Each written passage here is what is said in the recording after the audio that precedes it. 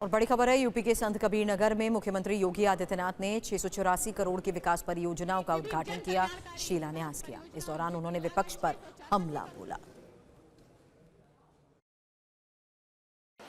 बलरामपुर, बहराइच, श्रावस्ती, गोंडा के बच्चों के लिए भय और दहशत का कारण बनता था। हर मां इस बात से सशंकित रहती थी कि ये बीमारी, ये नौ की बीमारी,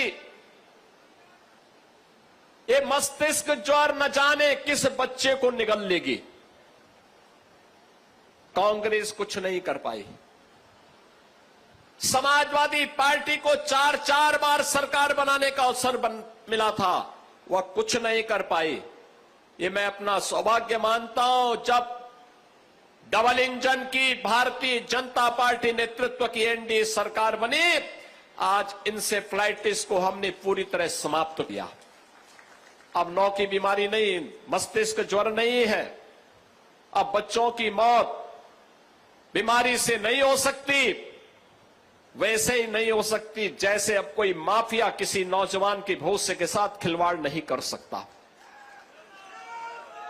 ये बीमारी, इस क्षेत्र के लिए बीमारी और यूपी को बीमारू राज्य, ये कांग्रेस और समाजवादी पार्टी ने दिया था।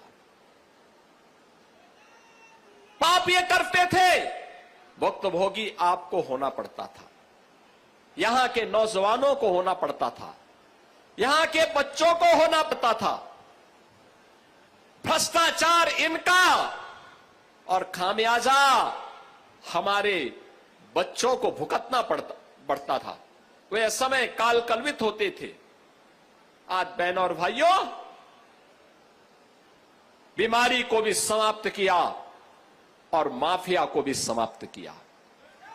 माफिया मुक्त, कर्फ्यू मुक्त उत्तर प्रदेश। पर्व और त्योहार के पहले हमें कभी मैदावल में, कभी बखीरा में, कभी खलीलाबाद में, कभी धनघटा में दुर्गा पूजा पंडाल लगाने के लिए आना पड़ता था। दुर्गा मूर्ति विसर्जन के लिए आना पड़ता था।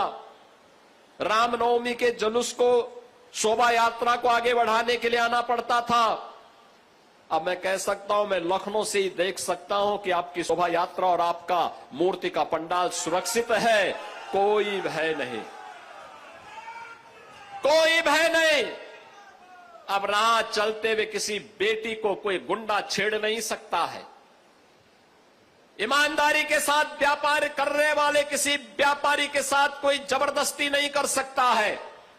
उसे मालूम है, बेटी के साथ छेड़खानी की और व्यापारी के व्यवसाय में अनावश्यक हस्तक्षेप करके लूटपाट करने का प्रयास किया तो खामियाजा एक ही होगा, या तो जेल जाना पड़ेगा या जहन्नुम की यात्रा के लिए तैयार रहना पड़ेगा।